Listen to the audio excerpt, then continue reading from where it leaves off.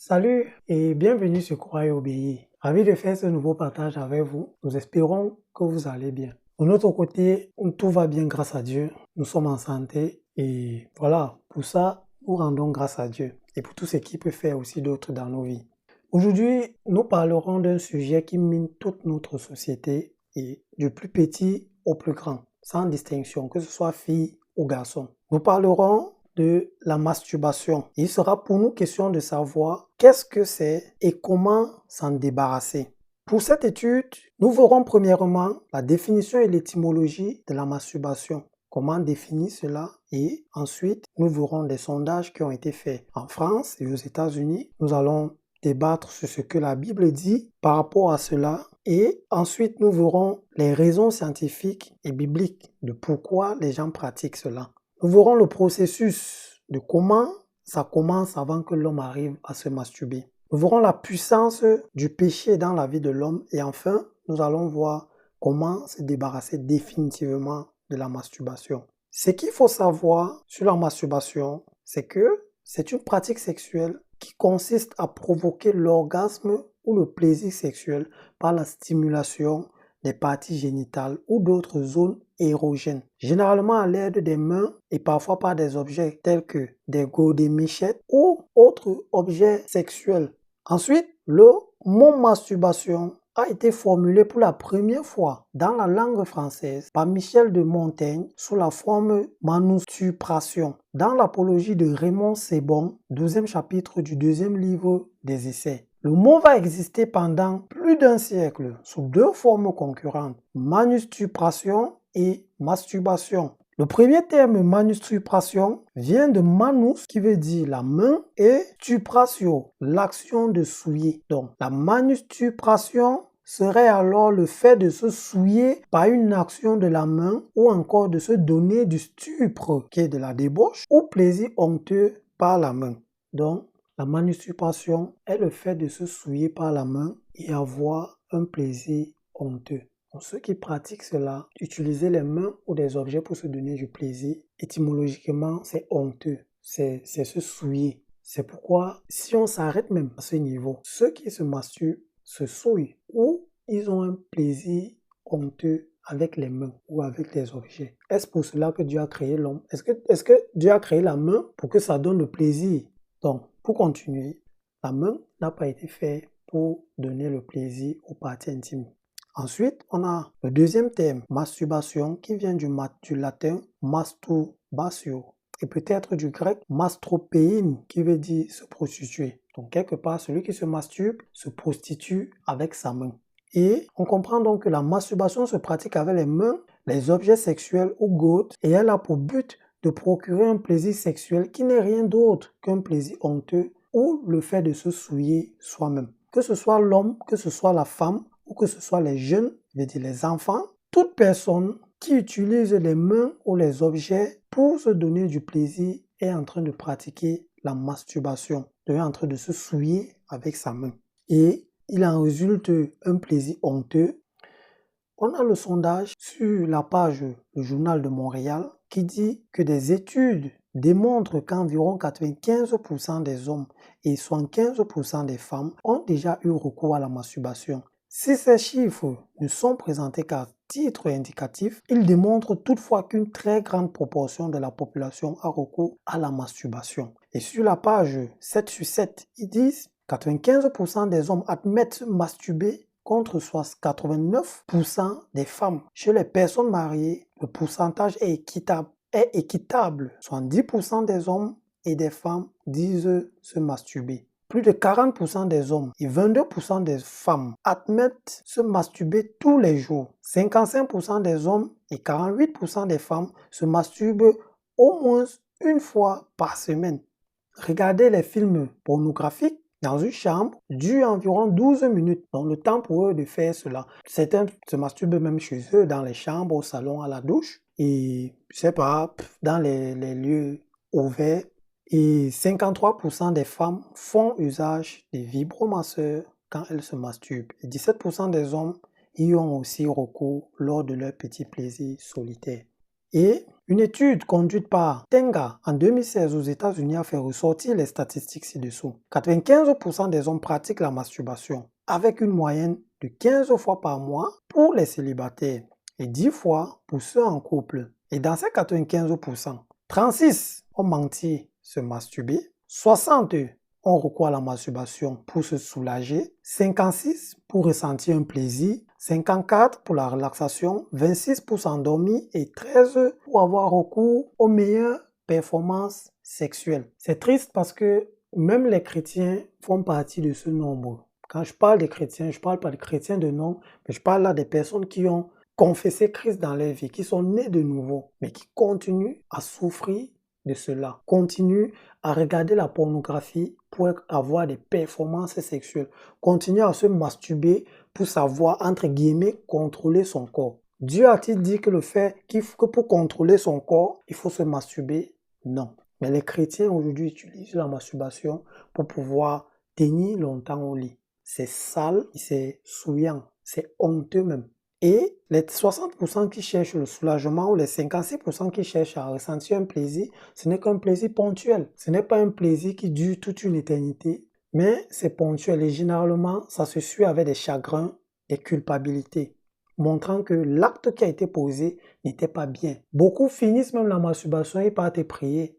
Je me demande, ils partent prier quoi?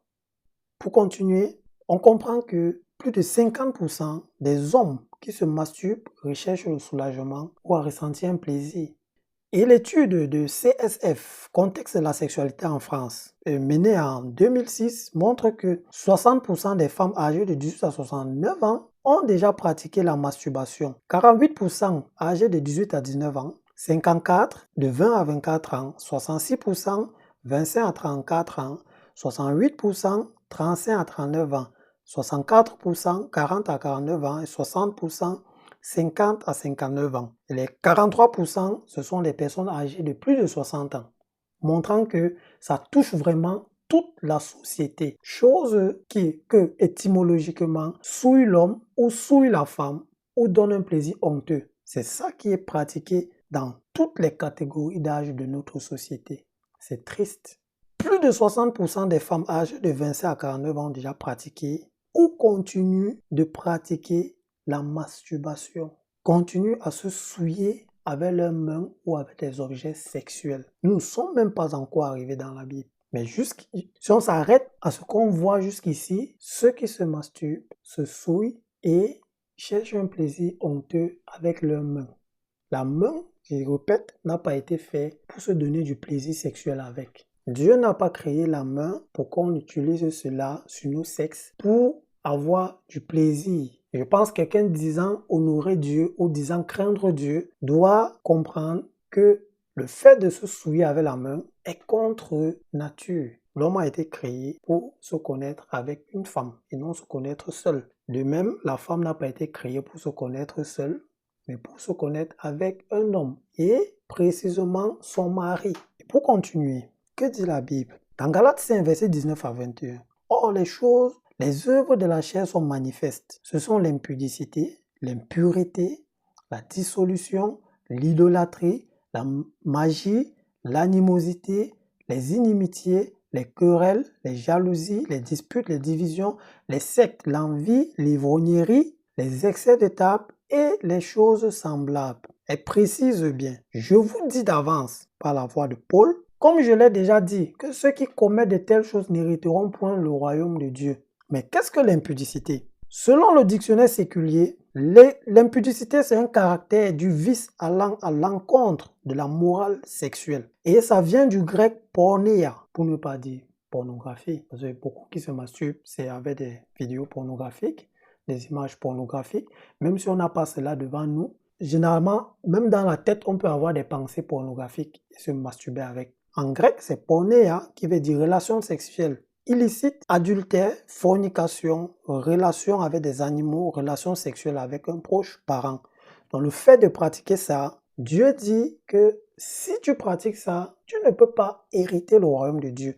Mon but n'est pas de condamner quelqu'un. Nous ne sommes pas dans la vidéo pour condamner des gens, mais pour avertir, ouvrir les yeux des gens sur le danger qu'ils courent en continuant à pratiquer la masturbation. Masturbation qui est une relation sexuelle illicite, donc l'impudicité, empêche l'homme et la femme qui pratiquent cela d'entrer au paradis. Détrompe-toi, si tu crois qu'en vivant dans ces péchés, nous sommes que sur la masturbation, qu'en vivant dans ce péché, tu pourras entrer au ciel. Dieu pourra avoir pitié de toi. Jamais.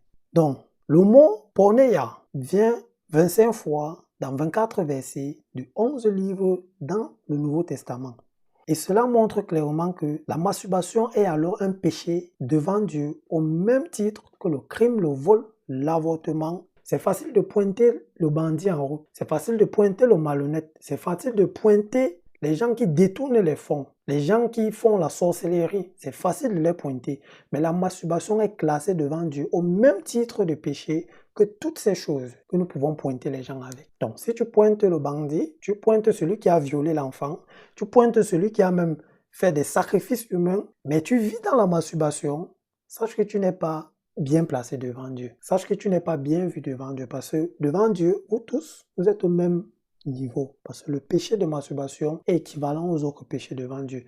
Et ceux qui pratiquent cela, ils n'hériteront pas le royaume de Dieu. Et nous savons que celui qui pêche est séparé de Dieu. Ésaïe 59, verset 2. Mais ce sont vos crimes qui mettent une séparation entre vous et votre Dieu. Ce sont vos péchés qui vous cachent sa face et l'empêchent de vous écouter. Le mot séparation, c'est l'hébreu dabla, qui veut dire se séparer de quelqu'un ou être exclu de la présence de quelqu'un. C'est pourquoi Romains 3, verset 23 dit « Car tous ont péché et sont privés de la gloire de Dieu. » Et tous ceux qui sont privés de la gloire de Dieu, quelque part n'ont pas accès au sein de Dieu ou encore à la présence ou à la maison de Dieu. Et qu'est-ce qui mérite?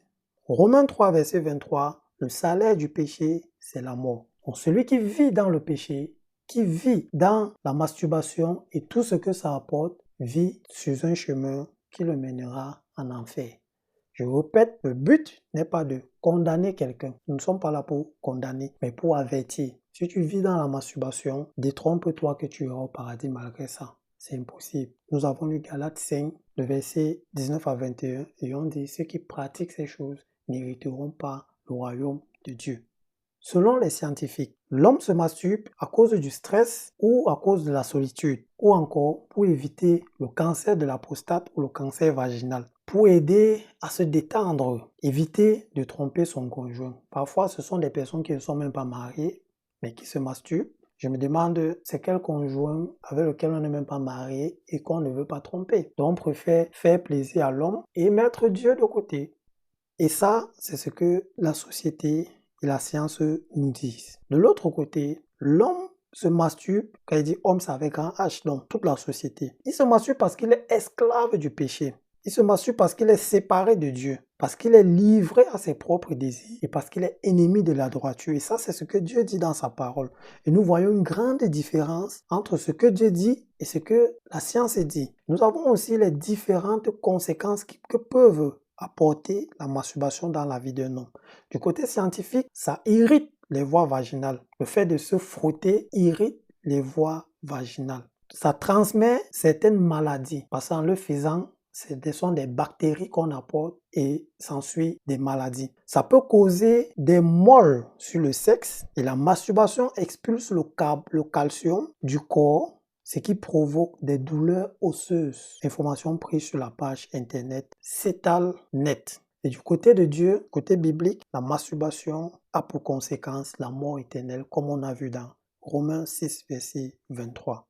Le processus donc de la masturbation, qu'est-ce qui se passe réellement avant que l'homme arrive à la masturbation? Dans Jacques 1, verset 13 à 15, la Bible dit que personne, lorsqu'il est tenté, ne dise c'est Dieu qui me tente, car Dieu ne peut être tenté par le mal et il ne tente lui-même personne. Mais chacun est tenté quand il est attiré et amoncé par sa propre convoitise, puis la convoitise, lorsqu'elle a conçu, enfante le péché. Et le péché, étant consommé, produit la mort. Tenter vient du mot grec pesaro, qui veut dire solliciter par ses propres désirs, à pécher, tentation du diable. Donc le moment où dans tes pensées, déjà ça vient, c'est le péché qui te sollicite que depuis au matin tu n'as pas fait ce que tu as l'habitude de faire. C'est ça tenter. Ensuite on a attirer, qui vient du grec helkuo, qui veut dire attiré par une puissance intérieure, fait sortir de sa coquille. Leurré veut dire attiré par des apparences séduisantes, de fausses espérances. Donc le fait que tu es attiré par le fait de te masturber, c'est simplement une puissance intérieure en toi qui te fait croire que tu auras le plaisir, ça va te soulager, que tu seras déstressé. Mais au fond, c'est pas ça, parce que ça te donne des fausses espérances. C'est pourquoi après, tu culpabilises. On a le mot amorcer qui vient du grec doulos, qui veut dire ruse, fraude, tromperie, mensonge. De la même manière que le diable a apporté la ruse à Adam et Ève avant qu'ils ne pêchent, c'est la même manière que lorsque tu es tenté, c'est une ruse qui vient et te trompe ou te ment, que tu auras le plaisir, ça va te soulager.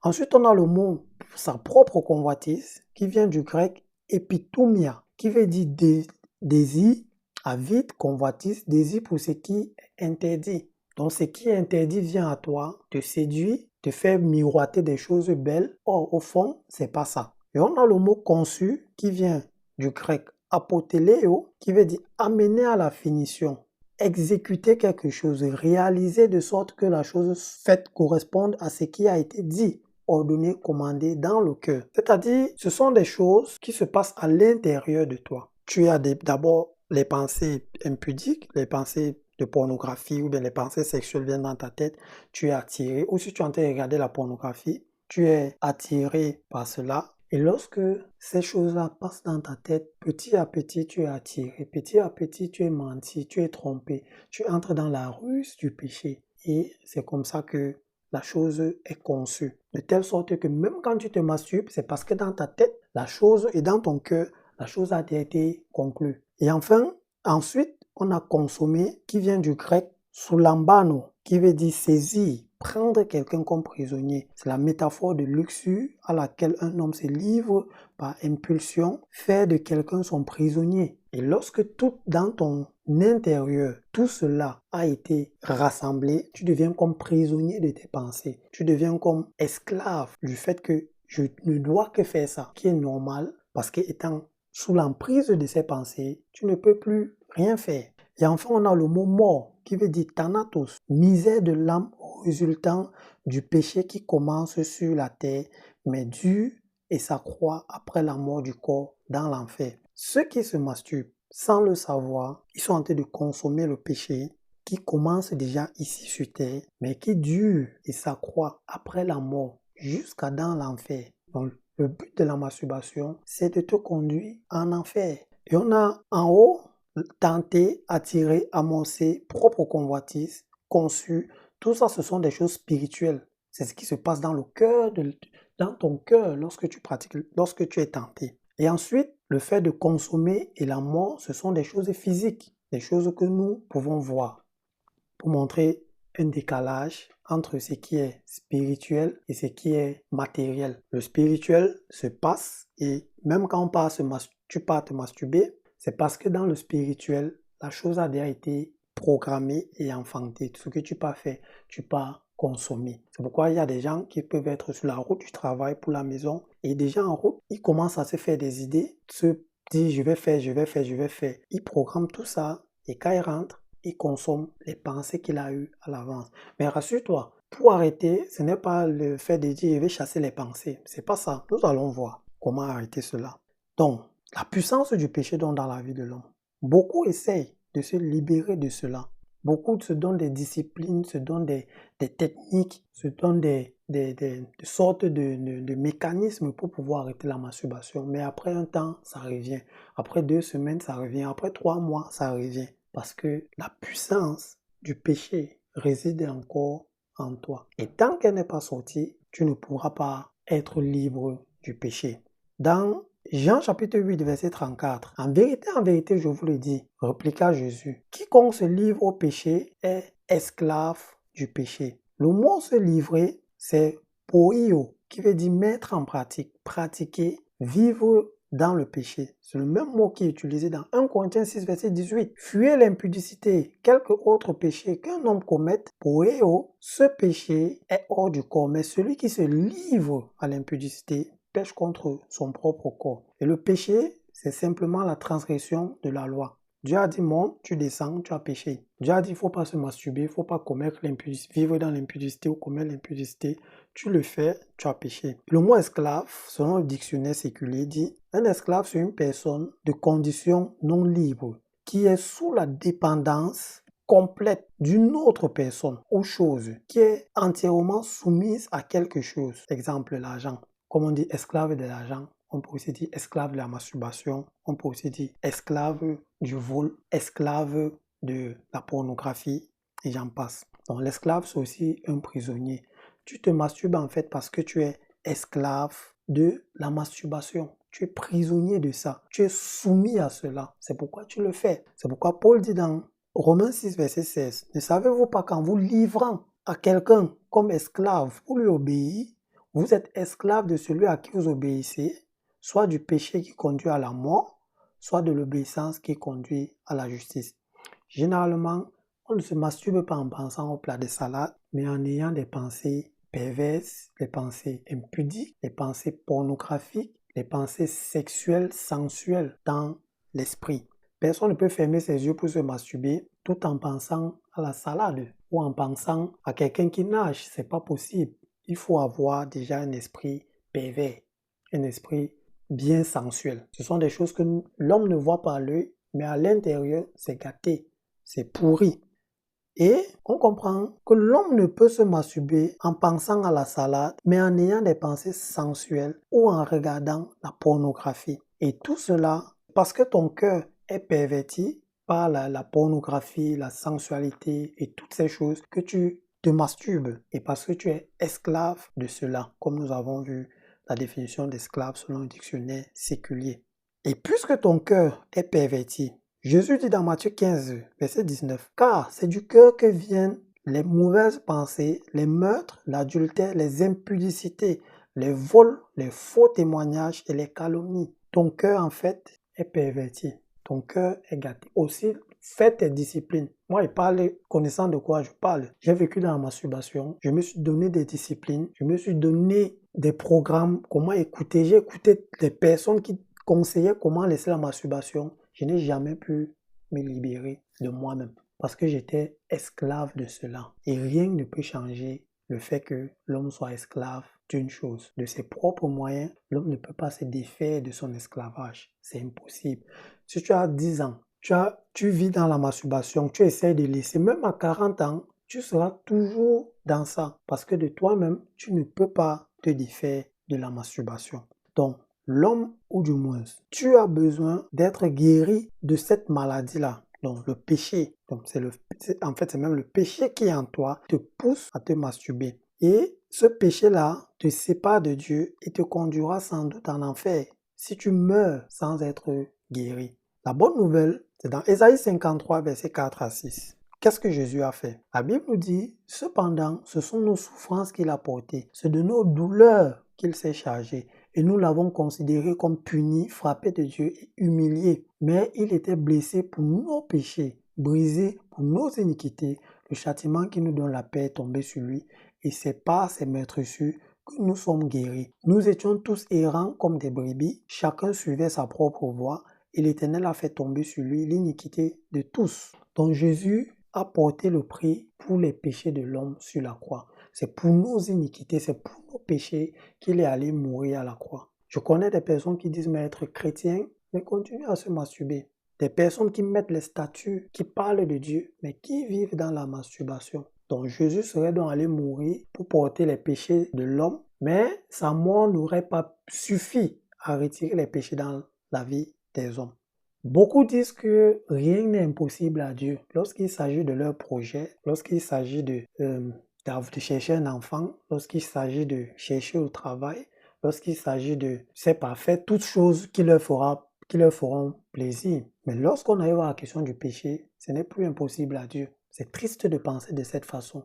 La raison principale pour laquelle Jésus-Christ est parti mourir, c'est le péché. Et si l'homme n'est pas détaché de son péché, c'est qu'il y a un problème, c'est que le sacrifice n'a pas fonctionné. Comment se débarrasser de la masturbation?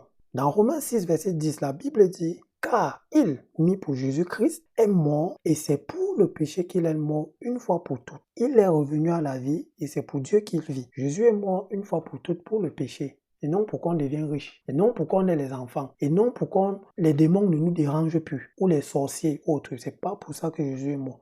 Jésus est mort pour le péché. Une fois pour toutes. Une fois pour toutes, c'est un apax. Ça veut dire que la chose s'est faite une seule fois, dans le sens que elle ne va plus jamais se reproduire.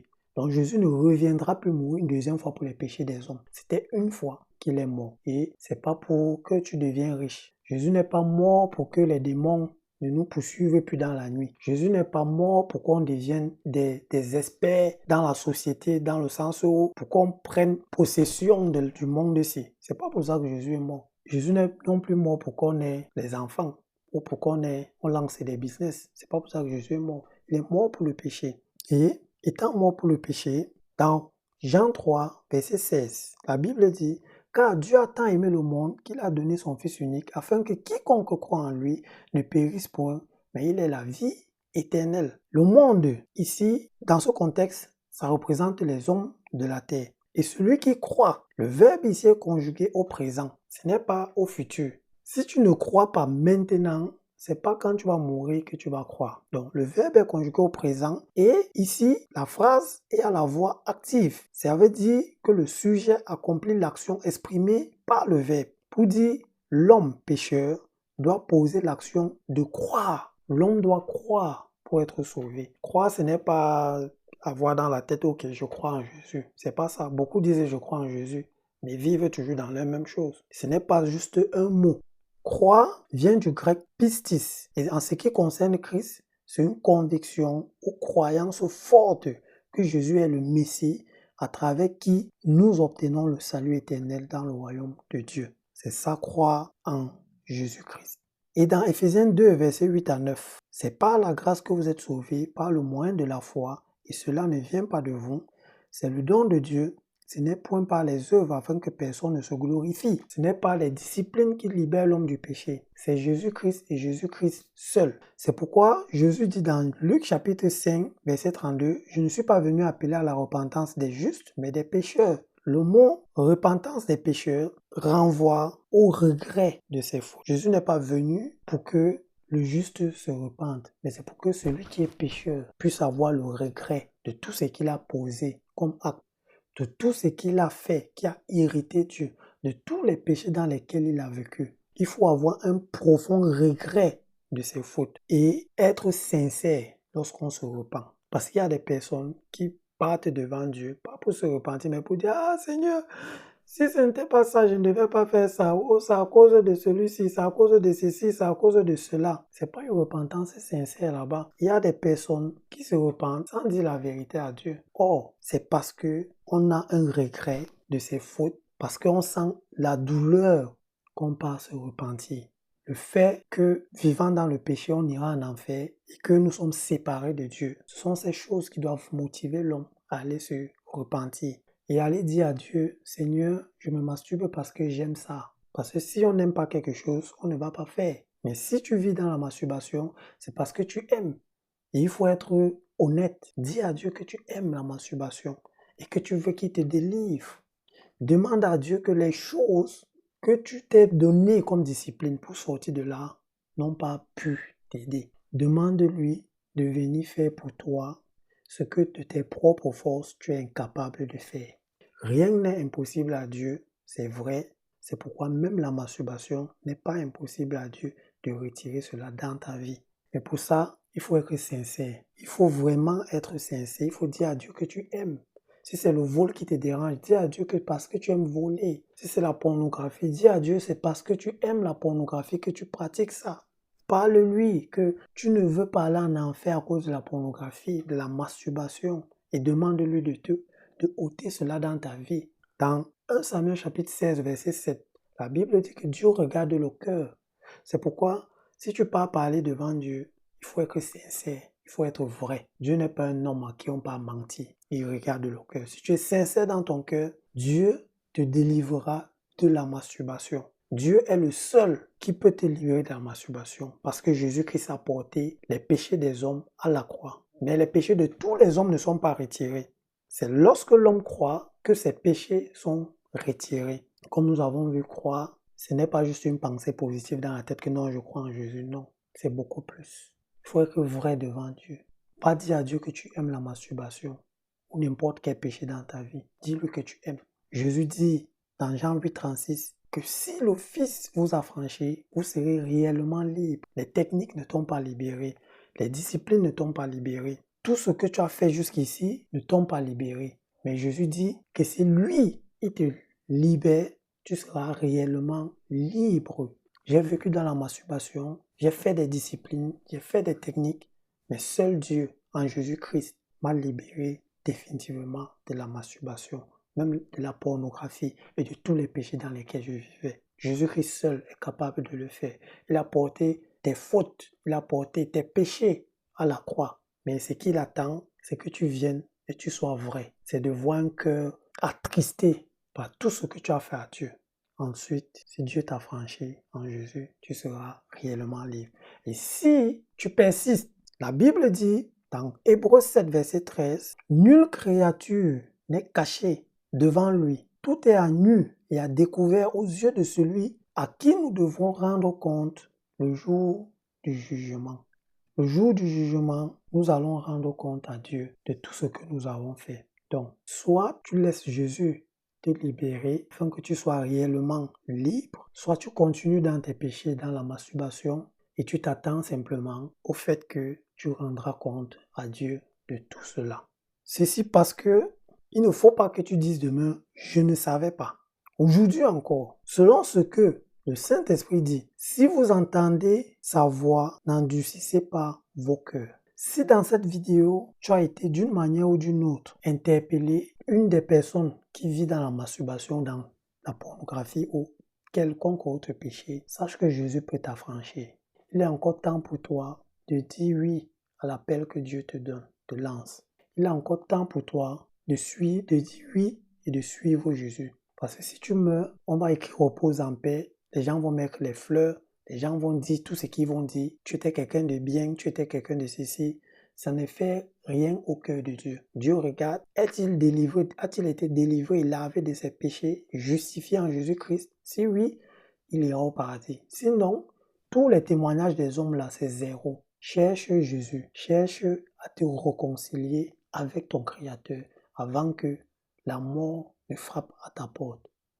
Personne ne connaît ni le jour ni l'heure. C'est pourquoi, si dans cette vidéo, tu as été interpellé, il est temps pour toi de venir à ton Créateur et de laisser Dieu te laver, te purifier, te justifier en Jésus-Christ de tous tes péchés. Ceci était notre message aujourd'hui.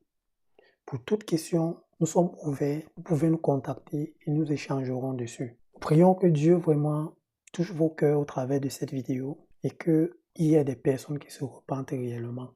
Car à chaque fois qu'un pécheur se repent, il y a de la joie au ciel. Portez-vous bien et à la prochaine, si Dieu permet. Bye bye.